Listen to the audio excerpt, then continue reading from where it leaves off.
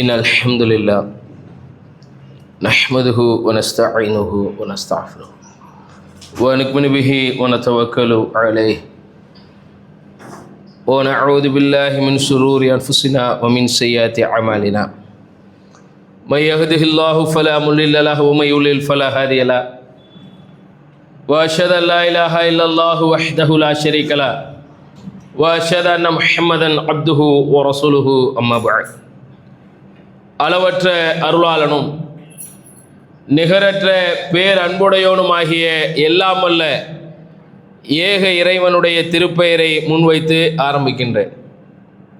நபிகள் நாயகம் ஸல்லல்லாஹு அலைஹி வஸல்லம் அவங்க மிக மிக எச்சரித்த ஒரு அடிப்படை என்பது உலகளாவிய அளவில் இஸ்லாமிய சமூகம் யகூதிகளையும் நஸ்ரானிகளையும் பின்பற்றிவிடக்கூடாது என்பதுதான். ஏன்னா அவர்களுடைய மரணத்திற்கு முன்பு கூட இறுதியாக அவர்கள் முன்வைத்த எச்சரிக்கைகளும் அதை ஒட்டித்தான் இருந்தது. அதனாலேயே அன்னை ஆயிஷா ரலியல்லாஹு அன்ஹா அவங்க சொன்னாங்க, அல்லாஹுடைய ரசூல் இந்த அளவுக்கு எச்சரிக்கை செய்யாவிட்டால் அல்லாஹுடைய ரசூலுடைய மன்னரை இருக்கிறதே, அவர்கள் அடக்கம் செய்யப்பட்ட இடம் இருக்கிறதே, அது கூட விழா கோலங்களாக மாறி இருக்கும். நாங்கள் மரணிப்பதற்கு ஒரு 5 நாளைக்கு முன்பு வரைக்கும் கூட அல்லாஹுடைய ரசூலால் மூச்சு விடக்கூடிய சிரமத்துக்கு உள்ளாகக்கூடிய நிலையில ஒரு போர்வையை போற்றிக்கொண்டு ரசூல் ஸல்லல்லாஹு அலைஹி வஸல்லம் முகத்தை மூடியிருந்த நிலையில் மூச்சு திணறும் போது அந்த போடப்பட்ட அந்த போர்வையை விலக்கி விட்டு சொன்னார்கள், லஅனத்துல்லாஹி அலல் யஹூதி வன் நஸாரா. அல்லாஹுடைய சாபம் என்பது யூதர்கள் மீதும் நஸ்ரானிகள் மீதும் உண்டாகட்டும். ஏன்னா இந்த சமூகம் அந்த எச்சரிக்கைகளை உள்வாங்கணுங்கிறதுக்காக. முஸ்லிம்களாக வாழ்கிற நாம் எந்த எச்சரிக்கைகளை உள்வாங்கணும்னா யூதர்களையோ நஸ்ரானிகளையோ நாம் பின்பற்றி விடக்கூடாது.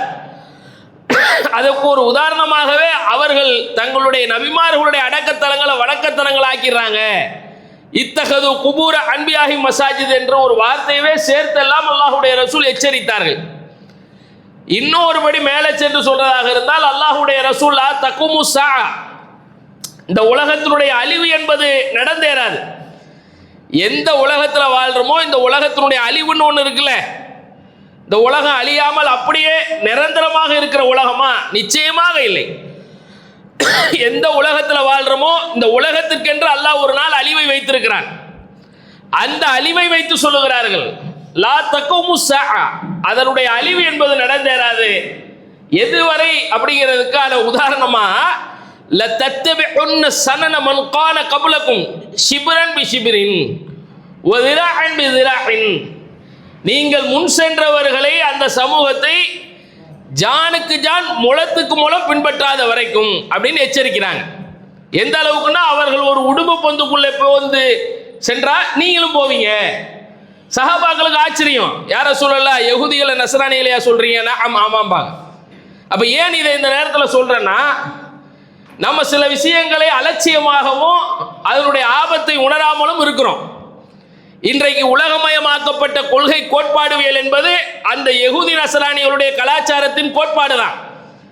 எந்த சொசைட்டியை குளோபலைசேஷன் சொசைட்டி, உலகமயமாக்கப்பட்ட ஒரு சமூகம் அப்படின்ற ஒரு கட்டமைப்பை உருவாக்குறாங்கல்ல, இந்த கட்டமைப்புக்குள்ளதான் இன்றைக்கு உலகத்தில் இருக்கிற அத்தனை வகையிலுமான பிரச்சனைகள் பின்னி பிணைஞ்சிருக்கும்.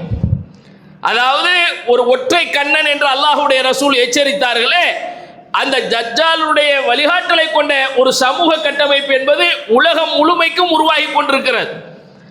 அந்த கட்டமைப்பை மீறி யார் செயல்பட்டாலும் சரி அவர்கள் வீழ்த்தப்படுவார்கள், அழிக்கப்படுவார்கள் என்ற உதாரணமும் இன்றைக்கு உலகத்தில் காட்டப்பட்டு கொண்டே வருகிறது. எந்த ரசூல் அல்லாஹுடைய தூதர் ஒருவனுடைய குழப்பத்திலிருந்து நீங்கள் ஒவ்வொரு நேரம் அத்தியாயத்தில் பாதுகாப்பு தேடுங்க கேட்குறோமா இல்லையா? அல்லாஹும்ம இன்னி அஊது பிக்க மின் அதாபில் கபர்னு கபருடைய அதாப்ல இருந்து கேட்டுட்டு ஃபித்னத்தி மஸீஹ் தஜ்ஜால்னு கேட்போம். ஏன் இதை இந்த நேரத்தில் சொல்றேன்னா, இன்றைக்கு எது இந்தியாவும் அந்த குளோபலைசேஷனுக்குள்ள தான் இருக்குது. உலகமயமாக்கப்பட்ட பொருளாதாரத்தின் கோட்பாடு தான் இந்திய பொருளாதாரமும்.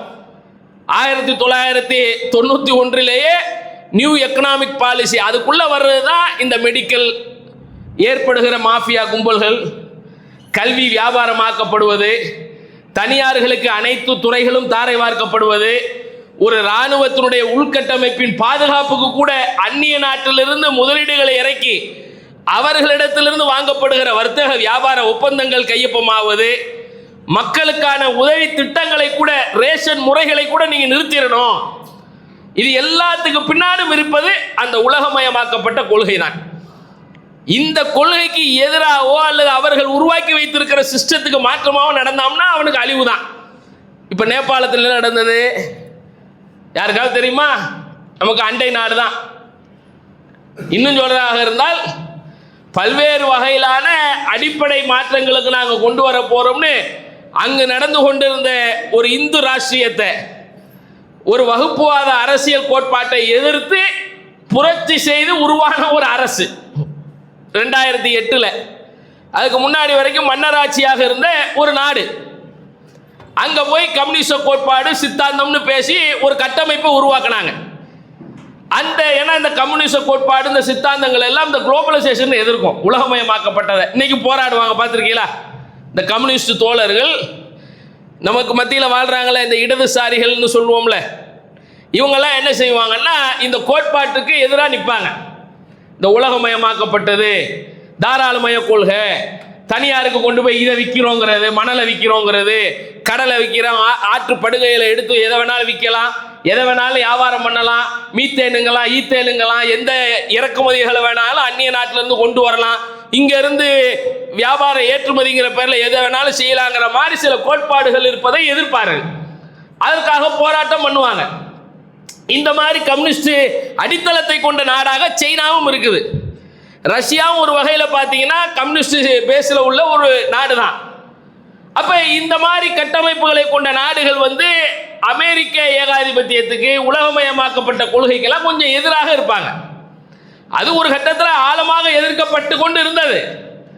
ஆனால் இன்றைக்கு சில விஷயங்களில் அவர்கள் எதிர்ப்பு மனப்பான்மையை காட்டுறாங்க. அந்த எதிர்ப்பு மனப்பான்மையில் ஒன்றாகத்தான் இந்த சில செயலிகளாக நடைமுறையில் வருதுல. இன்னைக்கு நம்ம பிள்ளைகளுக்கு சோறு இல்லாமல் கூட இருந்துடும், செல்போன் இல்லாமல் இருந்துடாது. கைகளில் கைபேசி அவசியமா இல்லையா?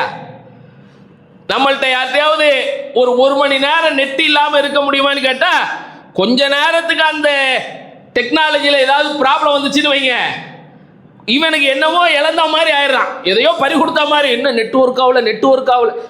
எது நம்ம சமூகம் வாழ்க்கையில் இத்தனை நூற்றாண்டுகளை கடந்து வந்திருக்கிறோமே, இத்தனை நூற்றாண்டுகளுக்கு முன்னாடி மின்சாரம் கூட இல்லாமல் வாழ்ந்தாங்க. இந்த லைட் இல்லை, ஃபேன் இல்லை, எலக்ட்ரானிக் சாதனங்கள் இல்லை, வாழ்ந்தாங்களா இல்லையா? ஆரோக்கியமாக இருந்தாங்களா இல்லையா? ஆனால் கொஞ்ச நேரத்துக்கு நம்ம ஜென்ரேஷன்லாம் பார்த்தது கரண்ட் இல்லாட்டா ஒரு மாதிரி ஆகிடும். என்னங்க கரண்ட் இல்லை. இப்போ எப்படி தெரியுமா? கரண்ட் இல்லை, ஃபோன் இல்லாமல் ஒரு காலத்தில் இருக்க முடியாதுன்னா, இப்போ ஃபோனு மட்டும் இல்லை, ஃபோனுக்குள்ளே இருக்கக்கூடிய அந்த தொழில்நுட்பங்கள் இருக்குது, அந்த டெக்னாலஜி இருக்குதுல்ல, 5G டெக்னாலஜி, நாங்கள் அடுத்த ஜென்ரேஷன் போடுறோம்னு ஒரு இணைய சேவைன்னு உருவாக்குனானே, இந்த சேவைகள் அவசியப்பட்டது. அந்த சேவைகளுக்கு பல்வேறு செயலிகளை உருவாக்கலாம். ஃபேஸ்புக்குன்னா, வாட்ஸ்அப்புன்னா, அதே மாதிரி இன்ஸ்டாகிராம்னா, ட்விட்டருன்னா, எக்ஸ் தளம்னா, ஒவ்வொன்றா உருவாக்கிட்டு இருக்கிறான் த்ரெட் வரைக்கும். இப்படி தளங்கள் பெருக இந்த தளங்களால் ஏற்படுகிற ஆபத்துகள் அதிகமாக இருக்கிறது. இது இந்த உலகமயமாக்கப்பட்ட கொள்கையில் அது ஒன்று. அன்னைக்கே அல்லாஹ்வுடைய ரசூல் சொன்னாங்க, உலகம் அழிகிறது எப்போ நடக்கும்னா, வெறும் வாயை வச்சே வியாபாரமாக நடத்தி அதிலேயே பொருளாதாரம் ஈட்டுகிற ஒரு சமூகம் உருவாகும்னு அன்னைக்கே அல்லாஹ்வுடைய ரசூல் எச்சரித்தது. சஹாபாக்களுக்கெல்லாம் என்னன்னே அது விளங்காது. மாடு நாவை அசை போட்டு மாடு எப்படி சாப்பிடுமோ அப்படி ஒரு சமூகம் உருவாகி கொண்டு இருக்கும். எப்படி உருவாகி இருக்கும்னா, வெறும் வாய் தான் அவர்களுக்கு மூலதனமா இருக்கும். வியாபாரத்துக்கான அடிப்படை மூலதனமா எது இருக்குமா? வாய். இன்னைக்கு அதுதான் ஏற்படுத்தப்பட்டிருக்கிற தகவல் தொழில்நுட்பத்தினுடைய சாதனம். எவன் வேணாமோ சேனல் ஆரம்பிச்சு வச்சுக்கிறான், அதுல எதை வேணாலும் வாந்தி எடுக்கிறான், எதை வேணாலும் பேசுறான், பேசி அதிலே சம்பாதிக்கிறான். பெரிய கோடீஸ்வரனாக உலகத்துக்கு மத்தியில் வளம் வர்றான். ஒரு உழைப்பையே மூலதனமாக்கி உழைத்து உயரலாம் என்று நினைப்பவனால் உயர முடியாத உச்சத்தை, ஒன்றுமில்லாம ஒரு நாக்கு 50 கிராம் எடை இல்லாத அந்த நாக்கு இருக்குது, அந்த நாக்கு இதை வைத்து எதை வேண்டுமானாலும் நான் பேசுவேன், அதை பார்ப்பதற்கு ஒரு கூட்டம் உருவாகி இருக்கும்னு ஒரு சமூக கட்டமைப்பு உருவாகி இருக்கிறது. அவர்கள் எல்லாம் இன்றைக்கு பெரிய பொருளாதாரத்தை ஈட்டிக் கொண்டிருக்கிறாங்க. பெரிய பொருளாதாரத்தை. அதனுடைய உச்சம் என்ன? வீட்டுக்குள்ள புருஷன் பொண்டாட்டி விஷயத்தையெல்லாம் எடுத்து டெலிகாஸ்ட் பண்றான், பப்ளிக்கா போடுறான், சம்பாதிக்கிறான். கேட்டா நான் சம்பாதிக்கிறேன், எதை வேணாலும் நான் காட்டுவேங்கிறான். படுக்கையறை வரைக்கும் எதை வேணாலும் காட்டுவேன், பாத்ரூம்ல குளிக்கிறத காட்டுவேன், சும்மா எதை வேணாலும் பிள்ளைகள்கிட்ட பேசுறத காட்டுவேன், எல்லாத்தையும் காட்டுவேன். அப்ப இது தடை செய்யப்பட்டா என்ன ஆகுங்கிறதுக்கு பாருங்க. நேபாளத்தில் அது அந்த மாதிரி சில செயலிகள் தேவையற்றது, யூடியூப்லாம் தடுக்கப்படணும், ஃபேஸ்புக்லாம் தடுக்கப்படணும் அப்படிங்கிறான். சமீபத்தில் இந்த டிக்டாக்னு ஒன்று தடுத்ததுக்கு எப்படிலாம் பேசுனாங்க பார்க்குறீங்களா இல்லையா? பொம்பளையில ஆம்பளைய முஸ்லீம் அல்ல யாருமெல்லாம் விதிவிலக்கு இல்லை. அதற்கு அவ்வளவு தூரம் அந்த செயலி, ஒரே ஒரு செயலிக்கு பேசியவர்கள் அங்கே ஒட்டுமொத்த செயலியும் தடுத்த உடனே உடனடியாக என்னவா, நாங்கள்லாம் ஜென் எக்ஸ், நாங்கள்லாம் அந்த ஜென்ரேஷன், இந்த ஜென்ரேஷன், நாங்கள்லாம் இப்போ சொல்கிறாங்கல்ல 2K கிட்ஸ்லாம் சொல்கிறான். என்னப்பா 2K கிட்ஸ்னா இவர்கள் எல்லாம் 2000 குழந்தைகளாக இருந்தவர்கள். இவங்க எப்படி இருப்பாங்க? இவங்க ஜென்ரேஷனே வேற. சோறு ஊட்டுறதாக இருந்தால் கூட செல்போன் தேவைப்படும், எதாக இருந்தாலும் மொபைல் இல்லாட்டா பைத்தியம் முடிச்சிடும். அதானே இன்னைக்கு இருக்கிற சமூகத்தினுடைய ஆபத்து. எவ்வளோ மோசமான ஆபத்துன்னா, அந்த செயலியை நீக்கிட்டோம்னா ரோட்டுக்கு வந்துடுவோமா. நீங்கள் இன்டர்நெட் இல்லாமல் இருக்க முடியுமானா முடியாது. ஏன்னா அந்த டெக்னாலஜி அவன்கிட்ட ஊற்றப்பட்டு அது ஒரு போதையாக மாற்றப்பட்டது. அவனுக்குள்ள அது சிறுக சிறுக ரத்தத்துக்குள்ள போய் நரம்பியல்ல கலந்து அவனுக்குள்ள அது ஒரு தாக்கத்தை உருவாக்கி இருக்கு. அது ஒரு போதையாக மாற்றப்பட்டிருக்கு. அவன் பூரா ரோட்டுக்கு வர்றான். ரோட்டுக்கு வந்தவன் பாராளுமன்றம் வரைக்கும் போய் உள்ள நுழைய போறான். அந்த நாட்டு அரசால என்ன செய்ய முடியல, துப்பாக்கி சூடு நடத்துறான். உடனடியாக அதுல ஒரு அரசியல் கட்டமைப்பு உருவாகுது, பெரும் பாதிப்புகளை சந்திக்கிறது நேபாளம். அங்க இருக்கக்கூடிய நிதி அமைச்சரே அடித்து விரட்டப்படுகிறாரு, பிரதமர் எல்லாம் ராஜினாமா பண்ணிட்டு ஓடுறாரு. அங்கு ஒரு மிக மோசமான ஸ்திரமில்லாத சூழல் உருவாகுது. ஏன் இதை இந்த நேரத்தில் சொல்றேன்னா, நீங்க எந்த உலகத்துல வாழ்றீங்கிறத மூலம் நீங்க தெரிந்து கொள்ளணும். இந்த சமூகத்துக்கு மத்தியில் தான் நாம் மார்க்கத்தை பேணணும், இஸ்லாமிய ஷரியத்தை பேணணும், ரசூலுல்லாஹ் காட்டிய வழியில நடக்கணும். இத்தனை பெரும் ஆபத்துகளோடு தான் இன்றைக்கு நாம் வாழுகிற சமூகம் இருந்துகிட்டு இருக்கு. எந்த சமூகத்துல நீங்களும் நானும் வாழ்றோமோ இந்த சமூகத்தினுடைய பேராபத்து என்பது இதுக்குள்ள இருக்கு. இதுல தான் நம்ம பிள்ளைகள் வாழலாம், நம்மளுடைய குடும்பத்து உறவுகள் வாழுது. அப்ப எந்த சமூகத்தை அல்லாஹ்வுடைய ரசூல் ஒரு கட்டமைப்பின் அடிப்படையில் எச்சரிக்கைகளாக இருக்கணும்னு சொன்னாங்களோ அந்த எச்சரிக்கைகளுக்கு உண்டான சூழலோடு தான் இன்றைக்கு உலகம் நகர்ந்துகிட்டு இருக்கு. அதனாலதான் ரசூல்ல அவன் போய் ஒரு பொந்துக்குள்ள பூந்தா இன்னைக்கு அதுதான் சரின்னு படும். எது சரின்னு படும்? என்ன பாய் இதெல்லாம் தேவைதானே பாய், இன்னைக்கு என்ன பாய் நீங்க நம்மகிட்ட அப்படி ஆயிடும். அவன் எதையெல்லாம் ஹலால் என்று சொல்லுவானோ அது ஹலாலா தெரியும். இதான் இன்னைக்கு நம்ம சமூகம். இசை ஹலாலா, ரசூலா சொன்னாங்க இசையை ஹலாலாக்குற ஒரு சமூகம் வரும். ஆமாம், அதனால என்ன பாய், சும்மா ஒரு சின்னாடி பின்னாடி ஒரு மியூசிக் கொடுத்தா தான் அது ஒரு எஃபெக்டாக இருக்குது. அப்படி தானே நம்மளே அப்படி தானே ஆயிடுவோம். அதுக்கு ஒரு மியூசிக் கொடுத்தா அதுக்கு ஒரு எஃபெக்ட்டு. பொம்பளையில் கொஞ்சம் அரைகுறை ஆடையோடு காட்டினால் அது ஒரு கவர்ச்சி, ஈர்ப்பு. இப்படியெல்லாம் நடந்தால் தான் வாழ்க்கை. அவன் எந்த கட்டமைப்பை நோக்கி ஒரு வாழ்வியல் நடைமுறையில் உருவாக்கினா அதான். அது மருத்துவமாக இருந்தால் கூட சரி, மருத்துவமாக இருந்தால் கூட எப்படி சரி, அவன் சொல்லுவான் இந்த பாரு தலை வலிக்குதுன்னா அதுக்கு நீ கடைபிடிக்க வேண்டியது இதுதான்மா. நீங்கள் உடனே என்ன செய்வீங்க? ஓ தலை வலிக்குதுன்னா இப்போ அடுத்த ஜென்ரேஷன் அதை விட மோசமாக போயிடுச்சு. ஒரு காலத்தில் தலைவலிக்கு மாத்திரை போட்டுக்கிட்டு கிடந்தான், இப்போ தலைவலி வந்தால் போய் ஸ்கேன் எடுப்பாங்கிறான். என்னடா போய் பாருங்க. ஒரு காலத்தில் ஒரு மாதிரி படபடப்பாக இருக்குது, ஒரு மாதிரி வேக்குது, ஒரு மாதிரி டென்ஷனாக இருக்குது அப்படின்னா நேரம் தூங்குப்பா, ரிலாக்ஸ் ஆகு, அப்படித்தான் ஒரு காலத்துல எல்லாம் சொல்லுவாங்க. ஒரு மாதிரி இருக்குது, ஒரு கேஸ்ட்ரிக்காக இருக்கும்பா, கொஞ்சம் கேஸ் ட்ரபிளாக இருக்கும், கொஞ்சம் சுடு தண்ணி குடி, இல்லை பூண்டு வாயில் போட்டு மெல்லு, ஏதாவது வாய்வா இருந்தால் வந்துடும். இப்போ என்ன இசிஜி எடு போங்க. என்னது எதுக்குப்பா மாதிரி இருக்குல்ல, இசிஜி எடுங்க.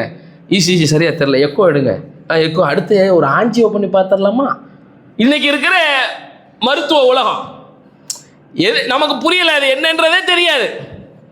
அல்லாஹ்வுடைய ரசூல் 1400 ஆண்டுகளுக்கு முன்பு சொன்ன விஷயங்கள் எல்லாம் ஏன்றது நமக்கு இன்னைக்கு தெரியாது.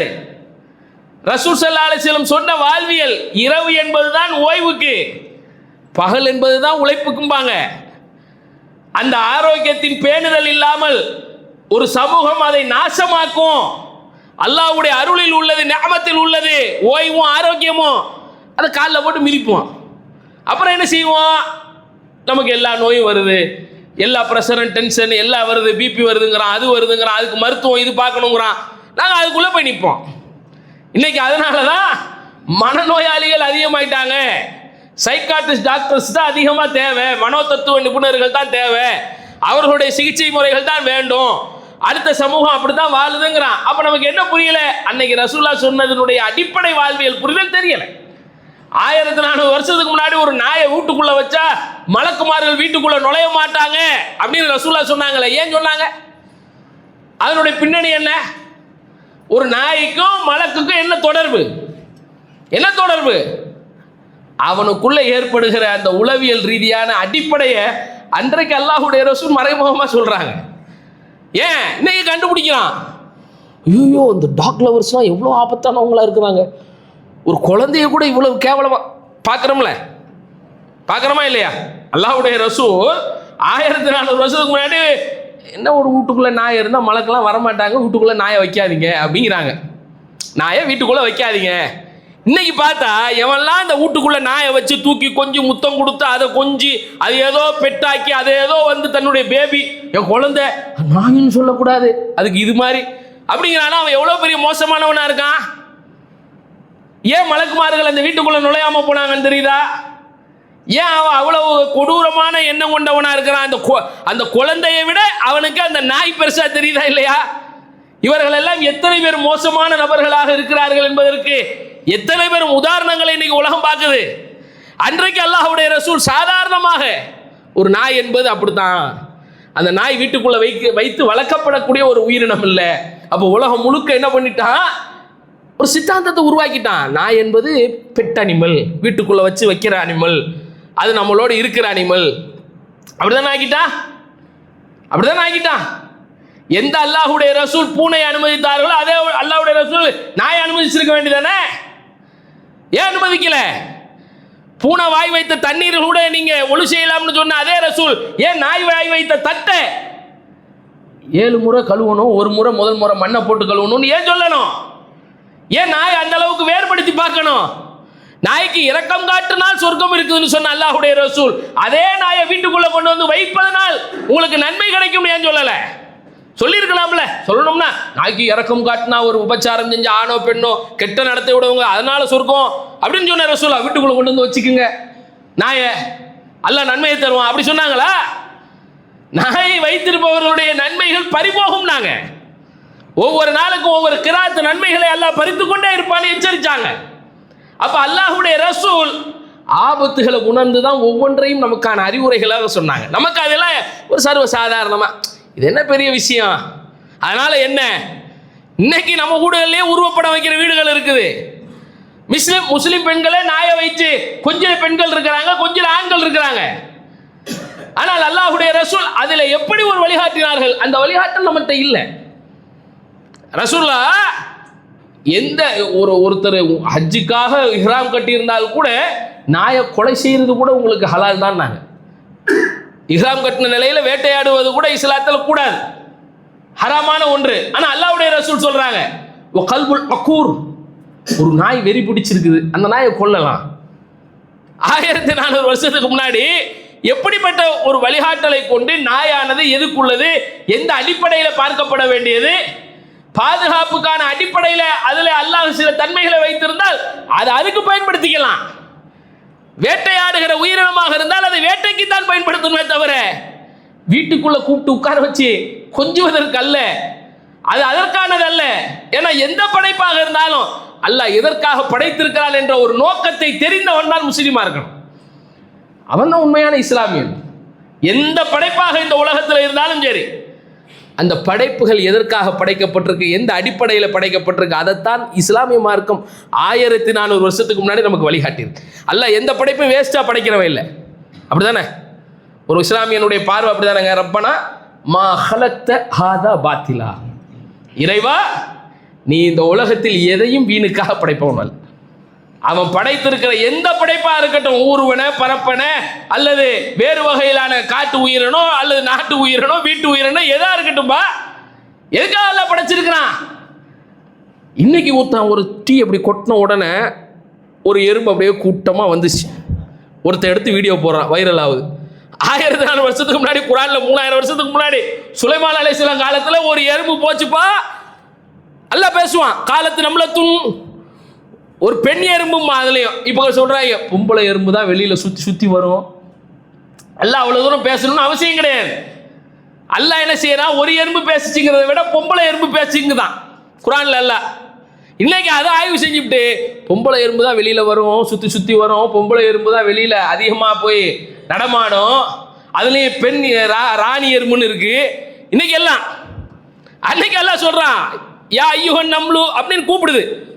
ஓ எறும்பு கூட்டங்களே போங்க, உள்ளுக்குள்ள ஓடி போடுங்க, உதுக்குழு மசாக்கினக்கும், உங்களுடைய புற்றுகளுக்குள்ள நுழைந்து கொள்ளுங்கள் அப்படின்னு அந்த எறும்பு, ஒரு எறும்பு ஒரு அறிவிப்பு செய்து எல்லா எறும்பும் என்ன செஞ்சுச்சான், அவர் சொல்லுது. சுலைமான் அலைஹிஸ்ஸலாம் வந்துகிட்டு இருக்கிறார், அவருடைய சேனைகளோட வர்றாரு, காலு இழுப்பட்டு நீங்க நசுங்கி போயிருவீங்க, உள்ளுக்குள்ள போங்க. அப்ப எவ்வளவு நுட்பமான அறிவு படைத்த அல்லாஹ் ரப்புல் ஆலமீன் உலகத்தில் நமக்கு ஒரு மார்க்கத்தை தந்து அந்த மார்க்கத்தின் வழியாக ஒரு வழிகாட்டலை தந்திருக்கிறான். ஒரு எறும்புகளுக்கே ஒரு சமிக்கைகளை சொல்லி பேசுவதற்கு தன்மை கொடுத்து வழிகாட்டுகிற அல்லாஹ் மனிதனுக்கான வழிகாட்டல் நெறிநூல் குரான் இல்லை, அல்லாஹ்வுடைய ரசூல் இல்லை. அந்த வழிகாட்டலில் அல்லாஹ்வுடைய ரசூல் ஒவ்வொன்றையும் நமக்கு காட்டி தரல.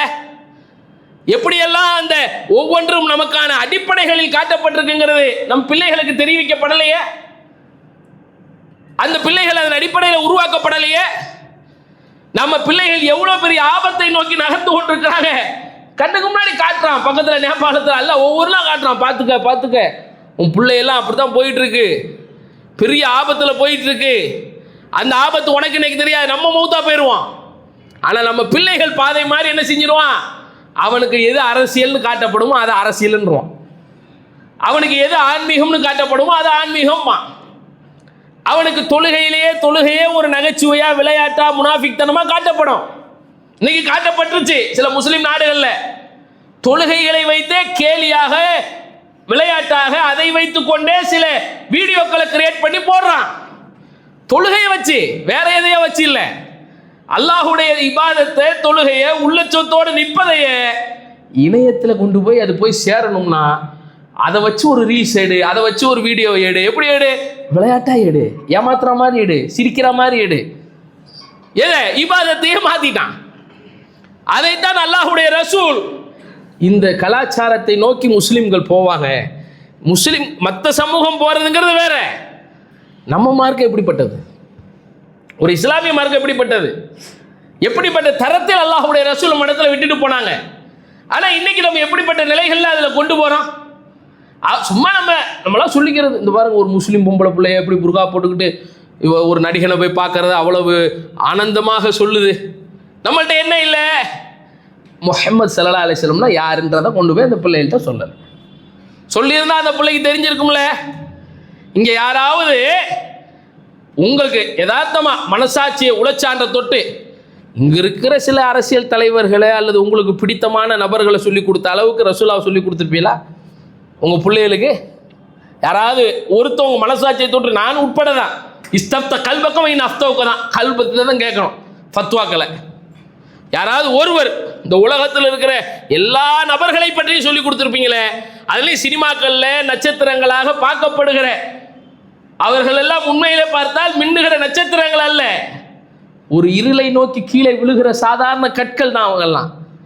ஆனால் அவர்கள் அப்படி சிலாயத்து, இவங்கெல்லாம் அப்படிப்பா இப்படிப்பா எல்லாம் பாருப்பா அப்படி இப்படின்னு சொல்லி கொடுத்துருக்கோமே. என்னைக்காவது ரசூல்லானா யாரு, முஹம்மது நபி ஸல்லல்லாஹு அலைஹி வஸல்லம்னா யாரு, அவர்களை பேரை சொன்னா ஸலவாத்து சொல்ல வேண்டிய அவசியம், சும்மா பேரை வச்சுக்குவோம் அவ்வளோதான். வேர்ல்டுலேயே அதிகமான பெயர்கள் சூட்டப்பட்ட நபராக ரசூல்லாவை தூக்கி அல்லாஹ் அப்படி ஒரு அல்லாஹ்வுடைய ரசூலுக்குள்ள தனி கிரேட், அது அந்த கிரேடை யாரும் இங்கே உலகத்தில் அடைய இயலாது. ஏன்னா அல்லாஹ் சொல்லிட்டான். ஏன்னா அல்லாஹ்வே அந்த ரசூலின் மீது ஸலவாத்துக்கான அருளை தேடுவதற்கு அல்லாஹ்வும் அவனது அருளை கொண்டு நாடுகிறான், மலக்குகளும் ஸலவாத்தை கொண்டு தேடுறாங்க, நீங்க அந்த சலாமும் ஸலவாத்தும் சொல்லி அல்லாஹ் சொல்லிட்டான். குர்ஆன்ல ஆயத்து இருக்கா இல்லையா? அப்ப அந்த அடிப்படையில் அந்த அல்லாஹ்வுடைய ரசூலுக்கான அடித்தளத்தில் ஒரு பேர் அப்படிங்கிறது மட்டும் இருக்கு, அவ்வளவுதான். யார் பேர் வச்சாலும் சரி அப்படின்னு ரசூலா கூட சொல்லலை, முகமதுன்னு பேரை வைங்க அப்படின்னு ரசூலா சொன்னாங்களா? அவங்க பிள்ளைக்கே முகமதுன்னு சேர்த்து வைக்கல, இப்ராஹிம் தான் வச்சாங்க. அப்படிதானே வச்சாங்க. அவங்களே கூட காசிம்னா காசிம் தான், முகமது காசிம்னு வைக்கல. அப்படி முகமதுன்னு பேரை வைப்பதுன்னா ரசூல்லா சொல்லியிருப்பாங்க. ரசூல்லா சொன்னது அதிகபட்சமாக அல்லாஹ்வுடைய அடியார்னு வைக்கிறது சிறந்ததுன்ட்டாங்க. அதிகபட்சமாக ரசூல்லா சொன்னது என்னது? அல்லாஹ்வுடைய அடிமைன்ற மாதிரி பேரை சுட்டிக்கிறீங்க. அப்துல்லா, அப்துல் ரஹ்மான், அப்துல் ரஸாக், அல்லாஹ்க்கு சிஃபத்துகள் இருக்குல்ல, அதில் கொஞ்சம் பேர்களை வச்சு அல்லாஹ்வுடைய அடிமைன்னு வச்சா சிறந்தது. என் பேரை வைக்கணும்னு சொல்ல, நமக்கு அதுதான் பெருமை. பாருங்கள், ரசூல்லாவுடைய பேர் உலகம் முழுக்க எத்தனை மில்லியன்ஸ் ஆஃப் ஃபர்ஸ்ட் இடத்துல இருக்கு. அது இல்லை, இந்த ரசூல்னா யார், அந்த ரசூலுடைய வழிகாட்டல் என்ன, அவர்கள் எப்படி ஈருலக தலைவராகவும் இவ்வுலகத்துக்கு அரசியலுக்கும் ஆன்மீகத்துக்குமான வழிகாட்டியாக இருந்தாங்க, அவங்க காட்டிய, இன்னைக்கு உண்மையை யதார்த்தத்தை சொல்கிறேன், ரசூல்லா காட்டிய வழியில் ஒரு நடைமுறையில் இப்படி தான் வாழணும்னு சொன்னால் நம்மளும் இன்றைக்கி என்ன செய்வோம்? கையில் புரட்சிகளை, வேறுபடுத்திய சிந்தனைகளை கொண்டு களத்தில் இறங்கி நிற்க தான் செய்வோம். நீங்கள் என்ன, நீங்கள் இப்படி தான் வாழணும், இப்படி தான் இருக்கக்கூடாது, 8 மணிக்கு மேலே, உதாரணத்துக்கு உங்களுக்கு சிம்பிளாக சொல்கிறேன், இஷாவுக்கு மேலே எந்த கடைகளும் திறந்துருக்கக்கூடாது, வியாபார ஸ்தலங்கள்லாம் மூடப்பட்டுறணும், இரவில் போய் உறங்கணும்னா யாராவது ஒரு ஆள் கேட்பாங்களா? எல்லாம் போய் ராத்திரில தான் சுற்றுறது. ஆனால் இஸ்லாம் அப்படி சொல்லலையே. உண்மைதானே? யதார்த்தத்துக்கு சொல்கிறேன். இஸ்லாம் நம்ம சொல்லுவோம்ல, இந்த ராஜ்யம் அந்த ராஜ்யம்னு, உண்மையிலே ஒரு இஸ்லாமிய ராஜ்யம்னு ஒன்று இருக்குது. அந்த இஸ்லாமிய ராஜ்யத்துக்கு உண்டான ஒரு ஆட்சி வந்துருச்சுன்னு வைங்க, முதல்ல எதிர்க்கிறவராக யார் இருப்பா? நாம் கே வாஸ்தே முஸ்லீம் இருக்கார்ல, நாம் கே வாஸ்தே முஸ்லீம், நாம் கே வாஸ்தே நம்ம ஆலம்க்கு பேர், हमारा नाम अब्दुल्ला है, என் பேர் ஃபாத்திமா, என் பேர் ஜைனப் சொல்லுவோம். பேரை கேட்டால் அப்படி இருக்கும். ஆனால் வெறும் பேர் மட்டும் சுல்தானா இருந்து செயல் செய்தானா இருந்தா என்ன செய்யறது? நம்மள நிறைய பேர் அப்படித்தானே. முதலில் அல்லாஹ்வுடைய ரசூல் சொல்லுகிற ஹலாலான முறையிலான வாழ்வியலை எதிர்ப்பவராக அந்த முஸ்லிம் மாறுவார். இது வட்டி ஹராம்னு, வட்டி செய்யவே கூடாது, வட்டி எந்த ரூபத்தில் வந்தாலும் சரி, இது எப்படி நம்மளால் ஏற்கக்கூடாது, அது எப்படி நீங்கள் ஏற்பீங்க? ஒரு அடிப்படையில் ரசூல்லா சொன்ன மாதிரி பொருளாதாரத்தின் நடைமுறைகளை வைங்கன்னா இது என்ன அப்படின்னு முதல்ல அந்த முஸ்லீமாகப்பட்ட பேர் தாங்கியிருப்பார், அவர் தான் எதிர்ப்பார். ரசூல்லா சொன்னது மாதிரி இப்படித்தான் நடக்கணும், பொருளாதாரத்தினுடைய நடைமுறை இதுதான், வாழ்வியல் நடைமுறை இதுதான், திருமண நடைமுறை இதுதான், குடுக்கல் வாங்கல் நடைமுறை அதுதான், ஒருத்தருக்கான பொருளை கொடுத்து திரும்ப வாங்கணும்னா இப்படித்தான் வாங்கணும், எல்லா விஷயங்களிலும் இதுதான் இஸ்லாம் அப்படின்னு சொன்னா அதை ஏற்றுக்கொள்ளாத முஸ்லிம்கள் தான் அல்லாஹ் பாதுகாக்க. அப்ப எதுக்கு நேரத்தில் சொல்றேன்னா, நமக்கு என்ன புரியல, எதிர்காலத்தில் ஏற்படுகிற ஆபத்தின் தீவிரம் புரியல. அதனாலதான் அல்லாஹ்வுடைய ரசூல் அன்றைக்கே இந்த ஆபத்தின் தீவிரத்தை உணர்ந்ததுனால்தான் அதை குறித்து எச்சரிக்கைகளை செய்து கொண்டே இருந்தாங்க. நீங்க அவர்களுக்கு ஏற்றது மாதிரி நடக்கணும். உண்மையிலே யதார்த்தமா தொழுகையில செருப்பு போட்டு நிக்கணும்னு ஏன் ரசூலா சொல்லணும்? தேவையே இல்லைதான், இது தேவையே இல்லைல்ல. செருப்பு போட்டு அல்லாஹ்வை வணங்கணும்னு அவசியம் ஏன் வந்தது? அவன் செருப்பு போடக்கூடாதுன்னா நீ போடுன்றது, போட்டு தொழுதுதான் ஆகணுன்ற கட்டாயத்துக்கு சொல்லலை ரசூல்லா. யூதர்கள் ஒரு மாதிரி நினைக்கிறாங்க, அல்லாஹ்வை இறைவனை வணங்கும் போது காலணி அணியக்கூடாதுன்னு புகாரில் ஹதீஸ் இருக்கு, காலணி அணியக்கூடாதுன்னு நினைக்கிறாங்க. நீங்கள் என்ன செய்யுங்க, காலணி அணிந்து காட்டுங்க. ஏன்? அல்லாஹ்வை தொழுகிறதுக்கு காலில் செருப்பு இருக்கக்கூடாது அப்படிங்கிறது இல்லை, அதுதான் அல்லாஹ்வுடைய ரசூல். எது அவர்களுக்கு வேறுபடுத்தி தெரியுமோ அந்த வேறுபாடை ஒழிக்கிறது தான் இஸ்லாம். நம்மளே என்ன செஞ்சிருவோம், இது என்ன இது, இதுதான் என். இப்போ உதாரணத்துக்கு உங்கள்ட்ட ஒவ்வொருத்தருடைய உளச்சான்றுக்கு ஒரு கேள்வி.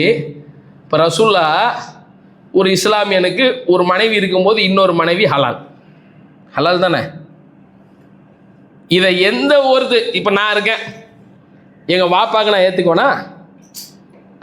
நான் எனக்கு ஓகேம்மா, எவனுமே செல்ஃபிஷ் தான் மனுஷன்ல, எவனோ தனக்கு எனக்கு வந்தாதான்டா ரத்தம் முஜே ஓனா.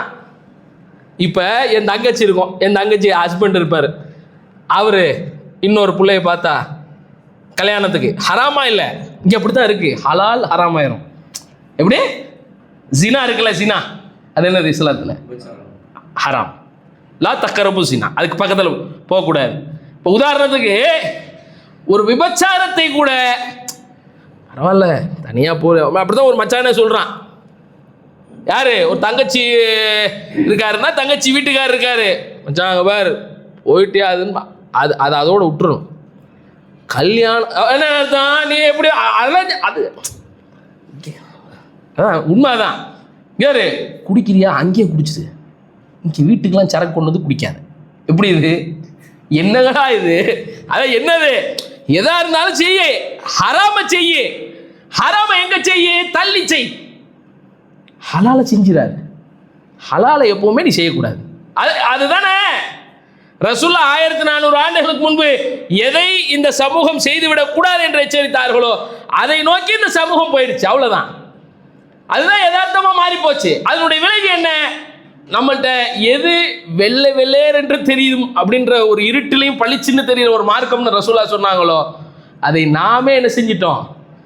பொத்தி பொத்தி இருளாக்கி மூடி அதை பற்றி மக்கள்கிட்ட எடுத்து சொல்லி அதனுடைய தெளிவுகள் என்ன, அதனுடைய புரிதல்கள் என்னன்றதை விளக்காம விட்டுடும். இது சும்மா ஒரு சாப்பிளுக்கு ஒரு பானை சோத்துக்கு ஒரு சோறு பதம். நம்மள்கிட்ட இருக்கிற எல்லா நடைமுறைகளும் அப்படித்தான் இருக்குது. எல்லா விஷயங்களும் எப்படி மாறி போச்சு? அது நமக்கு இருக்கு, குரான்ல இருக்கு, ஹதீஸ்ல இருக்கு, எங்க வாழ்க்கையில இருக்காது. எங்க வாழ்க்கையில நாங்கள் அதை ஃபாலோ பண்ணுங்கிற அவசியம் கிடையாது. நவுதுபில்லா அப்படி ஆக்கிட்டோம். அதனுடைய விளைவு என்ன? சுலபமாக எது வேண்டுமானால் நம்ம இடத்துல என்ன பண்ணிருச்சு? உள்ளுக்குள்ள நுழைஞ்சிருச்சு. அதனுடைய பாதிப்புகளை, தீவிரத்தை நாமளும் விளங்காமல் என்ன செஞ்சிட்டோம்? அப்படியே அதை வளர்த்து வளர்த்து அதற்கு நம்மளே உரமாக்கி நம்மளே அதை தண்ணி ஊற்றி நம்மளே அதை வளர்த்துட்டோம். இப்போ அது பெருசாக மரம் மாதிரி வளர்ந்துருச்சு. இப்போ சுலபமாக அதை வெட்டி நம்மளால் வீழ்த்த முடியுமானா நிச்சயமாக ஒரு இறை நம்பிக்கைவாதினால முடியும். அதுக்கு தான் அல்லாஹுடைய ரசூலுக்கு அல்லாஹ் வழிகாட்டி ஒரு சமூகத்தை முன்மாதிரியாக காட்டி அப்படி முன்னாடி நிப்பாட்டலாம். அந்த சமூகம் தான் சஹாபாக்கள். நீங்கள் எந்த அறியாமையினுடைய அடிப்படைகள் இந்த உலகத்தில் பார்த்துக்கிட்டு இருக்கிறீங்களோ அந்த அறியாமைகளுக்கெல்லாம் ஒரு மிகப்பெரும் உச்சத்தில் வாழ்ந்த ஒரு சமூகம். அவர்களை விட அறியாமையில் அதனால தான் அல்ல தேர்ந்தெடுக்கிறான் அப்படி ஒரு சமூகத்தை. எதனால தேர்ந்தெடுக்கணும்? எதனால இப்ராஹிம் அலைஹிஸ்ஸலாத்து 5000 வருஷத்துக்கு முன்னாடி இப்ராஹிமே நீ அங்கேருந்து கொண்டு போய் உன் பிள்ளைய இஸ்மாயில் அலைஹிஸ்ஸலாத்தையும் ஹாஜர் அலைஹிஸ்ஸலாத்தையும் அங்கே விட்டுட்டு போ. 5000 வருஷத்துக்கு முன்னாடி அல்லாஹ் ஒரு சமூகத்தை அங்கேருந்து அந்த மக்கமா நகர்லேருந்து உருவாக்குறதுக்கு அல்லாஹ் தேர்ந்தெடுத்து அங்கேருந்து ஒரு சமூகத்தை உலகத்துக்கான ஒரு வழிகாட்டல் சமூகமாக அந்த சஹாபாக்களுடைய சமூகத்தை அப்படி கொண்டு வந்து அல்லாஹ் நிப்பாட்ட வைக்கிறான். ஏன்னா அவர்களை போன்ற குடிகாரர்களாக யார் இல்லை.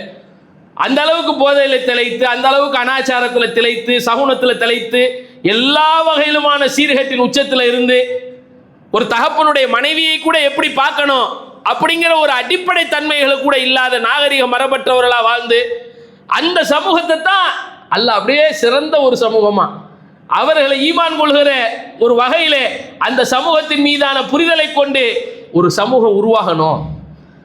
அவர்களை ஒரு வகையிலான தெளிவை கொண்டு அல்லாஹ் சொல்றான்ல, நீங்க முஹாஜிர்களை பாருங்க, அன்சாரிகளை பாருங்க, அந்த சமூகத்தின் வழிகாட்டலை கொண்டு உங்களுடைய வாழ்வியலை கொண்டு வாங்க, உங்களை அல்லாஹ் புரிந்திக்கிடுவான். அப்படித்தான் அல்லாஹ் சொல்றான். முஹாஜிரீன வல் அன்சாரி அல்லாஹ் சொல்றான்ல, அஸ்ஸாபிகூனல் அவ்வலூன மினல் முஹாஜிரீன வல் அன்சார் அல்லதீன இத்தபஅல் பிஹஸான் ரலியல்லாஹு அன்ஹும் வரலுவான்.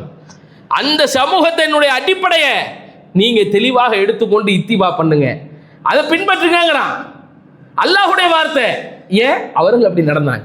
ஆனால் இன்றைக்கு நம்மள்ட்ட இல்லை. அதனுடைய விளைவு தான் இந்த சமூகம் இவ்வளோ பெரிய பின்னடைவுகளை செஞ்சுட்டு இருக்கு. அல்லாஹ் பாதுகாக்கணும்.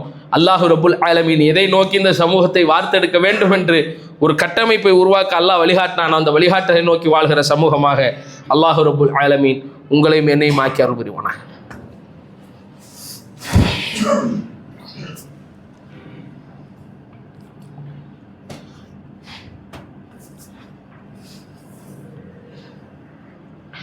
நஹ்மதுஹு நுஸல்லி அலா ரசூலில் கரீம். அம்மா பஅத்.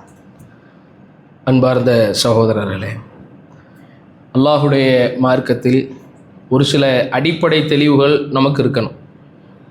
பொதுவாக இஸ்லாமிய அடிப்படையில் ஒரு அதிகாரம், ஆட்சி, அதனுடைய பிரச்சனைகள், அது சார்ந்த விஷயங்கள் வரும்போது கூட அதில் நம்மள்கிட்ட கொண்டு வந்து சில கருத்தியல் முரண்களை என்ன செஞ்சிருவாங்கன்னா உள்ளுக்குள்ளே நுழைச்சிருவாங்க.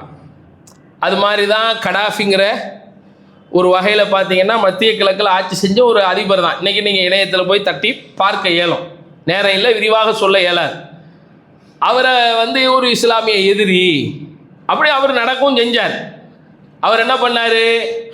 கிரீன் புக்குன்னு ஒரு கோட்பாடை உருவாக்கி அவர் ஒரு கம்யூனிஸ்ட் கோட்பாடுகளால் ஈர்க்கப்பட்டு இஸ்லாமிய அடிப்படை வட்டத்திலிருந்து வெளியே தான் நின்றார். ஆனால் அமெரிக்கா உள்ளிட்ட ஏகாதிபத்தியத்துக்கு எதிராக நடந்தார். உடனடியாக அவர் அங்கே நிறைய விஷயங்களை புரட்சிகரமாக செய்தும் காட்டினார். திருமணம் செஞ்சவங்களுக்கு வீடு கொடுக்கறதா இருக்கட்டும், கல்வியை இலவசமாக வழங்குறதாக இருக்கட்டும், பல்வேறு நடைமுறைகளாக இருக்கட்டும். ஆனால் இங்கே உள்ள சிக்கல் அதுதான். நம்மள்கிட்ட அடிப்படையில் நம்ம புரிகிறது என்ன தெரியுமா?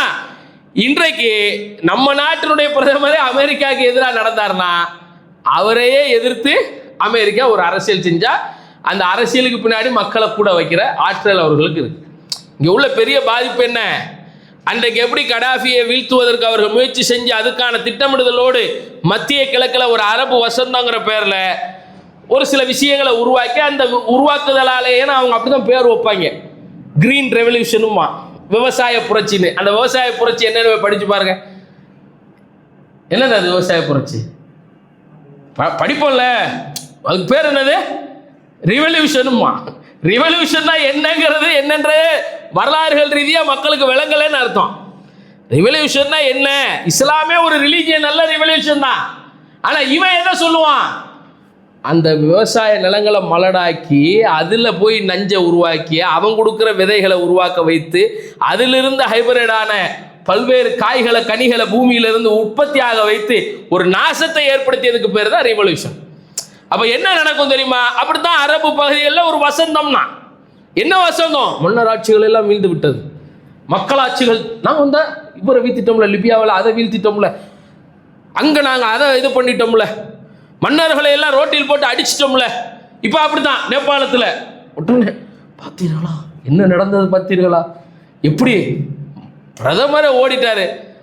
ஏன் இவ்வளோ காலமாக என்ன பண்ணிட்டு இருந்தா? இப்போ இந்த இணையத்தினுடைய செயலிகளை செயலிழக்கிறதுக்கும் அதனுடைய கட்டுப்பாடுகளுக்கும் போராடினவன் இவ்வளோ நாள் எங்கே போயிருந்த? அந்த அந்த பிரதமர் நாடை விட்டு நாடு போனா துபாய் அங்கே இருக்காராம். துபாய் ஏதோ சொல்கிறாங்க அங்கே இருக்காரன்ற. அங்கே போனாலும் நாங்கள் கொல்லுவோம். ஏன்? அவன் தெளிவாக சித்தாந்தத்தினுடைய எதிர்ப்புகளை கையில் எடுக்கிறான். இந்த கம்யூனிசம் சித்தாந்தம்னா அதை ஒழிக்கணும், மார்க்சிய சித்தாந்தம்னா அதை ஒழிக்கணும், அப்படித்தான் இஸ்லாமிய சித்தாந்தம்னா அதையும் ஒழிக்கணும். அவர்களுடைய கோட்பாடு என்ன? வீழ்த்தப்பட வேண்டும். எதுவெல்லாம்? அவர்களுடைய கொள்கை கோட்பாடான அந்த யஹூதி நசரான ஒரு கூட்டணி வச்சிருக்காங்கல்ல, இந்த கூட்டணிகளுக்கு ஏற்ற விதங்களில் நடந்தால் மட்டும்தான் சரி. அதைத்தான் அல்லாஹ்வுடைய ரசூல் 1400 வருஷத்துக்கு முன்னாடி சொன்னாங்க. ஒரு கட்டம் வரும், எந்த கூட்டணி ஒரு வகையில் பார்த்தீங்கன்னா உங்களுக்கு எதிராக இருக்கும்னா நீங்கள் நினைப்பீங்க உங்களுக்கு நட்பு கூட்டணி மாதிரி தெரிகிறவர்கள் உங்களுக்கு எதிராக படை திரட்டிட்டு வருவாங்க. கொடிகளோடு அணிவகுத்து அவர்கள் ஒரு நேசப்படை, அதுதான் நேட்டோ படைங்கிறான். அந்த படைகளோடு சேர்ந்து அது ஒரு கூட்டமைப்பை உருவாக்கணுங்கிற கட்டமைப்பை அவர்கள் உருவாக்கிட்டாங்க. அவர்கள் முஸ்லிம்களுக்கு எதிராக யுத்தத்தை தொடுக்கிறதுக்கு தயாராகி கொண்டிருப்பாங்க. நீங்கள் நினைப்பீங்க அது ஒரு கட்டமைப்பு உலகத்தில் உருவாகுதா? உருவாகிட்டு தான் இருக்கு. அந்த கட்டமைப்பு எந்த அடித்தளத்தை கொண்டு நம்மள்கிட்ட ஒரு கருத்தை நுழைக்கிறாங்களோ அந்த கருத்தை ஹலால்னு நினச்சிடாங்க, சரின்னு நினச்சிடாதீங்க. அதை தீவிரமாக ஆய்வு செய்து தான் நம்ம எதையும் பார்க்கணும். அதனால் அது நாளைக்கு எந்த நாட்டுக்கு எந்த பகுதிகளுக்கு எதிராக நடந்தாலும் சரி, அந்த கருத்தியல்களுக்குள்ள என்ன ஆபத்து இருக்குது, அது எதை உருவாக்கும், அவங்க எதை கையில் எடுத்து எப்படி கொண்டு போகணும்னு நினைக்கிறாங்களோ அதை அப்படி கொண்டு போவாங்க.